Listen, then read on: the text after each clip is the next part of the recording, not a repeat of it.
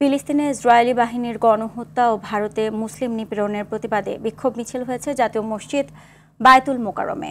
এছাড়া দেশের বিভিন্ন স্থানে মুসলিম নিপীড়নের বিরুদ্ধে বিক্ষোভ মিছিল ও সমাবেশ অনুষ্ঠিত হয়। বিস্তারিত থাকছে আব্দুল হামিদের প্রতিবেদনে। গাজায় বর্বরোচিত হামলার প্রতিবাদে বায়তুল মোকাররম মসজিদে বাদ জুমা বিক্ষোভ করেছে হেফাজতে ইসলাম। এ সময় ইসরায়েলের পৃষ্ঠপোষক আমেরিকাকে বয়কট সহ আগামীতে কঠোর কর্মসূচির হুঁশিয়ারি দেওয়া হয় সমাবেশ থেকে। বরিশালে অশ্বিনী কুমার হলের সামনে বিক্ষোভ সমাবেশ করে ইসলামী ছাত্র আন্দোলনের কর্মীরা। পরে নগরীর বিভিন্ন সড়ক ঘুরে মিছিল করে বিক্ষোভকারীরা।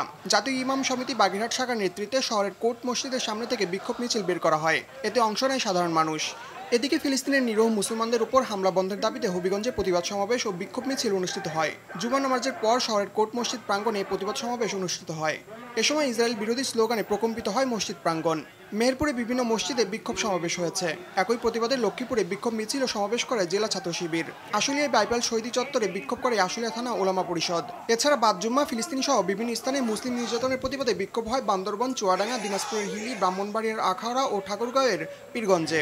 মুসলমানদের হৃদয়ের মধ্যে আঘাত দিয়েছে গোটা বিশ্বের মানবতা দূত আব্দুল হামিদ, RTV।